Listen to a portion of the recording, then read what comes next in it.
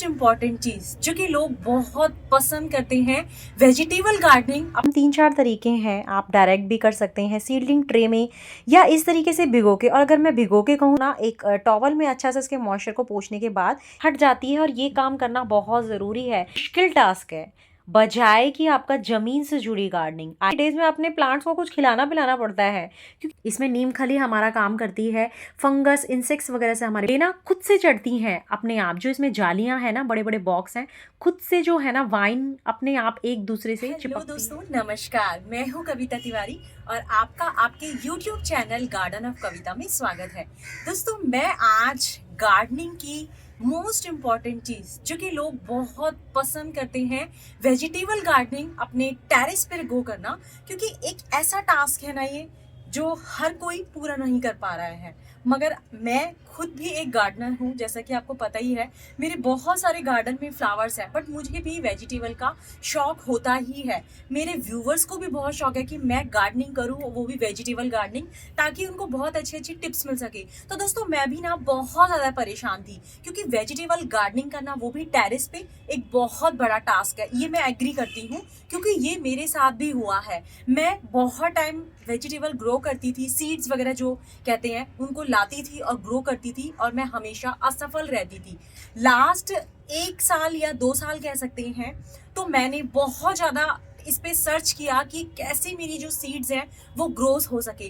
तो दोस्तों, आज मैं इस वीडियो में आपको ओनली 7 दिन में आपके सीड्स का जर्मिनेट, यानी कि पौध को ग्रो होते हुए दिखाऊंगी। स्टेप बाय स्टेप आप भी उसको ऐसा कर लेना। अगर आप वेजिटेबल गार्डनिंग ग्रो करने में अभी लेट हो चुके हैं, क्योंकि मैं भी थोड़ा सा लेट हो गई थी। इतने सारे गार्डनिंग के वर्क होते हैं समर्स में, तो उनको करते करते ना मेरा जो सीड्स का जर्मिनेशन है वो थोड़ा सा लेट हो गया। तो मैंने एक ऐसी ट्रिक अपनाई है जिससे कि 7 दिन में जो है ना जर्मिनेशन होगा, और आप भी उसको फटाफट से कर लीजिए। 101% जर्मिनेशन होगा, और बहुत ही ईजी ट्रिक है। तो उसके बाद हम ढेरों सारी जो है ना समर्स में वेजिटेबल ले सकते हैं। इस वीडियो में मैं ये भी बताऊंगी कि आप कौन कौन सी वेजिटेबल जो है वो इस सीजन में ग्रो कर सकते हैं, समर्स में ढेरों सारी। तो चलिए दोस्तों, अब हम करने जा रहे हैं टेरेस में वेजिटेबल कैसे ग्रो की जाए। तो एक एक स्टेप को देखिएगा, एक एक स्टेप फॉलो कीजिएगा, और उसके बाद जब अच्छा रिजल्ट आए ना, तो कमेंट देने जरूर आना कि फीड मैम आपकी टिप से हमें फायदा हुआ। तो दोस्तों, कर लेते हैं बिना देरी वीडियो स्टार्ट। तो दोस्तों, सीड्स को ग्रो करने के हम 3-4 तरीके हैं। आप डायरेक्ट भी कर सकते हैं सीडलिंग ट्रे में, या इस तरीके से भिगो के। और अगर मैं भिगो के कहूँ तो बेस्ट रिजल्ट निकलते हैं इसके, आगे आप वीडियो में देखेंगे। दोस्तों, ओवरनाइट जो है सीड्स को हमें भिगो के रख देना है। डायरेक्ट ना लगा के हमें थोड़ा सा जो है ना सीड्स को भिगो के रखेंगे तो बहुत अच्छा रिजल्ट आते हैं। तो मैंने जितने भी मेरे सीड्स थे, मैंने इसमें करेला, तोरी, घिया, अपना रेड आपका भिंडी, ग्रीन भिंडी, सभी के सीड्स जो हैं वो इस तरीके से बाउल में भिगा के रख दिए हैं अलग अलग, ताकि मुझे पता लगे कि जो सीड्स हैं मुझे किस ग्रो बैग में किस तरीके से ग्रो करने हैं। क्योंकि किसी के लिए बड़ा बड़ा वाला ग्रो बैग, किसी के लिए छोटा ग्रो बैग चाहिए। तो दोस्तों, इस तरीके से मैं ना अगले दिन, मैंने नेक्स्ट डे इनको ना एक टॉवल में अच्छा से इसके मॉइस्चर को पोंछने के बाद एक पत्ता ले लिया। आप कोई भी बड़ा सा पत्ता ले लीजिए, और मेरी तरह इतने सारे सीड्स मत रखना अब इकट्ठे।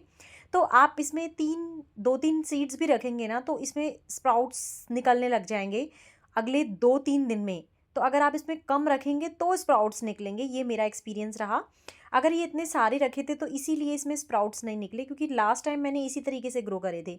तो आप ये तरीका अपनाएं, बेस्ट है। आप एक बार ग्रो करके देखिए ऐसे। और ये देखिए, मेरी भिंडी में तो स्प्राउट्स आने लग गए हैं, तो इसमें कोई प्रॉब्लम नहीं हुई। तो मैंने ना भिगाने के बाद ही इसमें इतने स्प्राउट्स आ गए।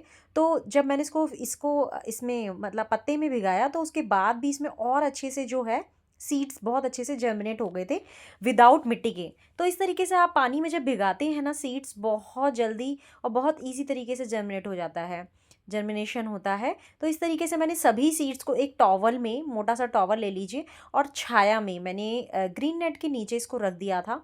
तो इस तरीके से सभी पेड़ों के बीच में रख दिया। सेकंड काम दोस्तों हमारा क्या होता है, जो हमारे पुराने ग्रो बैग्स हैं उनको हमने दोबारा से मिट्टी निकाल के उनको अच्छे से धूप में सुखा के, क्योंकि मिट्टी हम वही यूज़ करेंगे। आप देख रहे हैं मिट्टी की हालत बिल्कुल कड़क हो गई है, ग्रो बैग से निकलने में भी बहुत दिक्कत कर रहा था दोस्तों। तो मैंने ना धीरे धीरे धीरे करके जितने भी मेरे ग्रो बैग्स थे, तो उनको सबको मैंने पलटा, और सारी मिट्टी जो है वो 2 दिन तक अच्छे से धूप में सुखा लिया। आप एक दिन उसको सुखा लीजिए, फिर धूप उसको थोड़ा मिट्टी को पलटा दीजिए, उसके बाद उसको फिर से सुखाइए। आई मीन 2 दिन तक आप धूप में अच्छे से, आजकल की धूप बहुत तेज़ है, तो आप धूप में मिट्टी को ज़रूर सुखाइए। अगर आपकी मिट्टी में कोई फंगस वगैरह होगी या कोई भी प्रॉब्लम होगी ना इंसेक्ट्स वगैरह की, तो वो उसी टाइम जो है वो धूप से हट जाती है, और ये काम करना बहुत ज़रूरी है ताकि आपकी मिट्टी में या आपकी सब्जियों में कभी जो है फंगस ना लगे।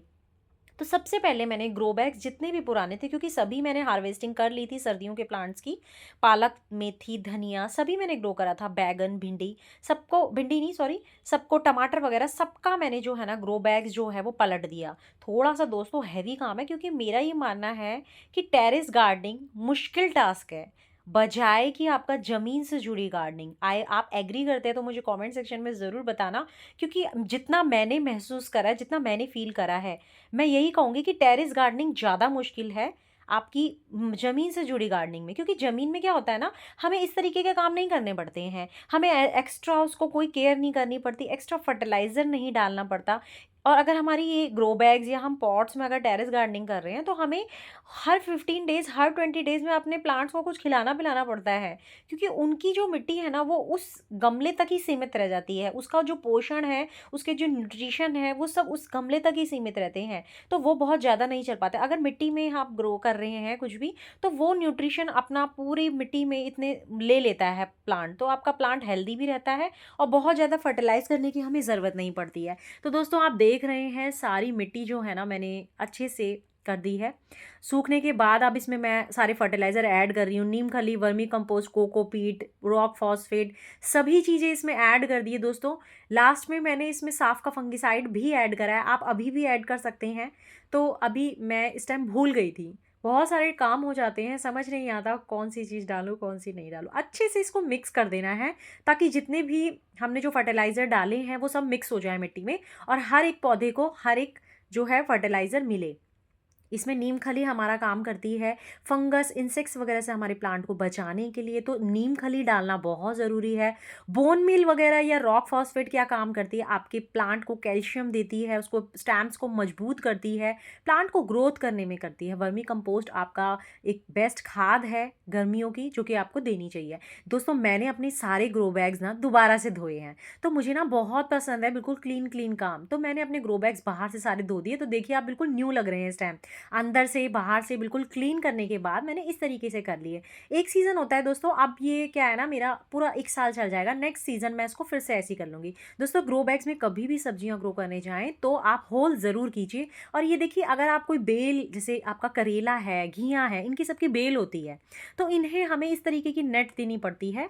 तो ये नेट आपको अमेज़न, फ्लिपकार्ट, मीशो सभी में मिल जाती है ईज़िली, आप सर्च करेंगे ना तो मिल जाएगी। तो ये मैट आप बहुत सस्ती आती है, इसको ज़रूर लगाइए अगर आप वेजिटेबल ग्रो करने के शौकीन हैं। तो इससे क्या होता है, हेल्प मिलती है बेलों को अच्छे से चढ़ने की। तो जब बेलें ना खुद से चढ़ती हैं अपने आप, जो इसमें जालियाँ हैं ना, बड़े बड़े बॉक्स हैं, खुद से जो है ना वाइन अपने आप एक दूसरे से चिपकती है, चढ़ती है, सपोर्ट मिल जाता है उनको, तो क्या होता है आपका अच्छे से जो है ग्रोथ होती है, अच्छे से उसमें आपकी वेजिटेबल्स वगैरह आती है। दोस्तों इस तरीके से मैंने जो है ना सीड्स वगैरह निकाल लिए हैं, पत्ते बिल्कुल सूख गए हैं, सारा मॉइस्चर जो है वो इसमें था, मेंटेन हो रखा था, ऐसा नहीं है। तो अब ना इसको सीड्स को ग्रो करने में बहुत ईजी रहेगा। अगर मैंने इसमें 2-2 3-3 सीड्स डाले होते ना दोस्तों, तो इसमें रूट्स वगैरह जो है ना, मतलब जो उसके अंकुरन है, आई मीन जो उसके स्प्राउट्स हैं वो निकल गए होते अब तक। अगर आप 2-2 3-3 डालेंगे तो 101% निकलेंगे। बस ये है कि पत्ता जो है वो थोड़ा-सा आप बड़ा-बड़ा सा ले लेना, मॉइस्चर मेंटेन करके रखना। तो ये देखिए सीड्स हैं मेरे घिया के, तो इस तरीके से मैं ग्रो कर रही हूँ दोस्तों। हर एक सीड्स को मैं 6-7 इंच के गैप में ग्रो कर रही हूँ, ताकि ऐसा नहीं होता कि हम अगर हम 6 सीड्स डालें तो 6 के 6 जर्मिनेट होंगे, नहीं। हर एक सीड्स ऐसे जर्मिनेट नहीं होता, अगर हम 6 डाल रहे हैं तो लगभग 3 सीड्स जो हैं वो जर्मिनेट होते हैं मेरे हिसाब से। बाकी ऐसा नहीं है, कहीं की मिट्टी अच्छी होती है, कहीं आप बहुत ज़्यादा केयर करते हैं तो 6 के 6 भी हो जाएंगे। बट अपनी तरफ से मैं 6-7 जो सीड्स हैं वो जर्मिनेट करती हूँ हमेशा, ताकि कुछ ना कुछ जो है वो रिजल्ट आए। तो अभी मैं आपको आपको बात का अपडेट भी दूंगी, जिससे कि पता चलेगा आपको कि हाँ सीड्स जर्मिनेट हुए। कोई लेट होता है, कोई पहले हो जाता है, बस। उसके बाद मैंने करेले के सीड्स निकाले शायद, तो इसे भी मैं ग्रो कर दूंगी। तो अभी सबके मैंने जो है ना ग्रो बैग्स चूज़ कर रखे थे कि किसको कितना बड़ा ग्रो बैग चाहिए। दोस्तों, ये घिया है, तोरी है, करेला है, ये 15 बाई 15 के जो आपके ग्रो बैग्स होते हैं ना, तो उसमें चल जाता है। आपका भिंडी है, तो ये जो चौड़े वाले देख रहे हैं ना, इनमें मैं भिंडी लगाने वाली हूँ। भिंडी के 3 प्लांट तो एटलीस्ट लग ही जाएंगे। आप इसमें धनिया, मेथी, पालक, ये ग्रो बैग जो हैं इस तरीके से काम आते हैं। टमाटर वगैरह के लिए आप 12 बाई 12 का गमला भी ले सकते हैं। तो इसमें मैंने इस तरीके से वाटरिंग कर ली है। आप मेरे हाथ में जो केन देख रहे हैं ना, बिल्कुल लाइट प्रेशर आता है पानी का। अगर आपकी सीड्स ग्रो कर रखे हैं तो इधर उधर पानी नहीं जाता है या तेज प्रेशर में पानी नहीं आता है। तो इस तरीके से दोस्तों आप ये चीज़ ध्यान दीजिए। मैंने सीड्स ग्रो करने के बाद ये देखिए कट्टे लगा दिए हैं जो हमारे घर में यूज़ होते हैं। वेस्ट कभी घर का सामान वगैरह आता है या घर में कोई कंस्ट्रक्शन का काम चलता है, तो उसके सीमेंट के कट्टे जो होते हैं ना, उससे मैं अपने सीड्स को ऐसे ढक देती हूँ, ताकि गर्मी में इतनी तेज़ धूप होती है तो इस हार्श धूप आपकी सीड्स में ना पड़े। उससे क्या होगा, जर्मिनेशन नहीं होगा। तो ये चीज़ करना बहुत ज़रूरी है ताकि आपका जो मॉइस्चर है वो मेंटेन रहे और आपके सीड्स जो है वो अगले 3 दिन में ही जर्मिनेट हो जाते हैं दोस्तों। 3 से 4 दिन लगते हैं जर्मिनेट होने में सीड्स को। तो अगर उनको मॉइस्चर मेंटेन होगा तभी वो ऐसा हो पाएगा। तीसरा मेथड दोस्तों क्या है, आप या तो पहले कपड़े में करके जब आपका स्प्राउट्स आ जाते हैं तो आप डायरेक्ट उसमें डाल सकते हैं। दूसरा, आप डायरेक्ट अपने ग्रो बैग्स में भी ग्रो कर सकते हैं सीड। तीसरा आपका क्या है, आप ऐसे ना सीडलिंग ट्रे में ग्रो बैग्स जो हमारे सीड्स हैं वो ग्रो कर सकते हैं और नेम टैग कर सकते हैं। जैसे मैंने लिखा है रेड भिंडी, ग्रीन भिंडी, इस तरीके से आप सीडलिंग ट्रे में भी ग्रो कर सकते हैं। नेक्स्ट मैं बैगन ग्रो कर रही हूँ। जैसे ही ये जर्मिनेट हो जाएंगे, थोड़ा सा इनका साइज़ बड़ा हो जाएगा, तो मैं फिर इनको ग्रो बैग में शिफ्ट कर दूंगी। तो ये भी एक बेस्ट तरीका होता है। ये जो आप सीडलिंग ट्रे देख रहे हैं, ये मेरी वैसी नहीं है जो नॉर्मल सी प्लास्टिक होती है, अच्छी वाली प्लास्टिक है। मैं कभी भी इसमें जो है सीड्स वगैरह जर्मिनेट कर लेती हूँ। मुझे मतलब ये ख़राब होने वाली नहीं है, अच्छी प्लास्टिक में है। तो इस तरीके से देख रहे हैं दोस्तों, 7 दिन में सॉरी जो है ये अपडेट आ गया है आपका। और आप ये देखिए छोटे छोटे पौध आ गए और जो वाइन वाले हैं, आई मीन जो घिया, तोरी है, तो उनमें सब में है बहुत अच्छे से ग्रोथ हो गई है। खराब पत्तों को आप निकाल दीजिए, जो इफेक्टेड पत्ते होते हैं किसमें कोई अटैक हो जाता है, और ऊपर से ना दोस्तों पिंचिंग कर दीजिए। इससे क्या होगा, आपका प्लांट घना हो जाएगा। मैंने आपको हमेशा कहती हूँ, पिंचिंग करने से प्लांट घना हो जाता है। अगर आप यहाँ से एक स्टेम्स को तोड़ेंगे तो 2-3 स्टेम्स आएगी। जितनी ज़्यादा स्टेम्स होगी उतनी ज़्यादा घिया आएगी, तोरी आएगी या और भी अदर कोई वेजिटेबल आएगी। तो हमें थोड़ी थोड़ी टाइम बाद इनकी पिंचिंग करना ज़रूरी है और आपका प्लांट हेल्दी हो जाता है, मरता नहीं है, ख़राब नहीं होता है। तो लालच ना करते हो। और इसके साथ में आप देख रहे हैं ना, तो मैंने ना कुछ फ्लावरिंग पॉर्चुलका वगैरह कर रखे हैं ताकि जो है पॉलिनेशन वगैरह अपने आप होता रहे। अब दोस्तों जब ये थोड़े से बड़े हो गए तो मैंने इनको आफ्टर मतलब 7 दिन 10 दिन बाद आप इनको जो ये वाला लिक्विड है ना, मतलब 7 दिन के बाद आप इसको दे सकते हैं, सीविड फर्टिलाइज़र। आपको पता होगा इसमें सारे माइक्रो न्यूट्रिएंट होते हैं जो कि हमारे प्लांट्स के लिए बहुत हेल्दी रहते हैं। इसे आप नॉर्मली भी दे सकते हैं अपने प्लांट्स में। अभी तो मैंने इसमें सीड्स के लिए तो बेस्ट ही है। आपके सीड्स को जो जर्मिनेशन हुआ है उसको बहुत अच्छे से ग्रोथ करने में हेल्प करते हैं, उन्हें सारे न्यूट्रिशन देते हैं। तो सीविड फर्टिलाइज़र दोस्तों समुद्री जो हमारी वो होती है, छाल होती है समुद्र में, जो काई वगैरह होती है, जो आपके जीव होते हैं उनसे बनाए होते हैं। ये जो हमारा सीविड फर्टिलाइज़र होता है, इसमें तभी माइक्रो न्यूट्रिएंट होते हैं जो कि हमारे प्लांट्स में बहुत ही अच्छा काम करते हैं। तो मैंने इसका जो पानी था ना, जो लिक्विड बचा, वो मैंने अपने प्लांट्स में भी दे दिया। ये बहुत ही हेल्दी फर्टिलाइज़र है। आप इंडोर आउटडोर वेजिटेबल फ्रूट सभी प्लांट्स में यूज़ कर सकते हैं। तो ऑनलाइन मिल जाएगा आपको ये भी। तो इस तरीके से मेरा वेजिटेबल गार्डन तैयार हो गया है और लास्ट के मेरे टमाटर बचे हुए हैं लास्ट ईयर के। तो दोस्तों 20 दिन का अपडेट आप देखिए कितने हेल्दी मेरे प्लांट्स हो गए हैं। जो वाइन है, जैसे कि आपकी घिया हो गई, तोरी हो गई, ये सब जो है ना बहुत अच्छे जर्मिनेट हो गए। आई होप दोस्तों वीडियो आपके लिए हेल्पफुल रही होगी। एक एक स्टेप को फॉलो कीजिएगा और 101% रिजल्ट आएगा ही आएगा। आपके सामने ही रिजल्ट है, इस फॉलो करना और फॉलो करने के बाद ये मुझे जरूर बताना कि आपका कैसा रिजल्ट आया। तो दोस्तों अगर वीडियो अच्छी लगी तो लाइक कीजिएगा, चैनल को सब्सक्राइब कर लीजिएगा और साथ वाले बेल आइकन को भी प्रेस कर लीजिएगा। तो मिलती हूँ दोबारा से नेक्स्ट वीडियो में ऐसे ही इंफॉर्मेटिव टॉपिक के साथ। तब तक के लिए bye bye, take care, happy gardening and keep gardening.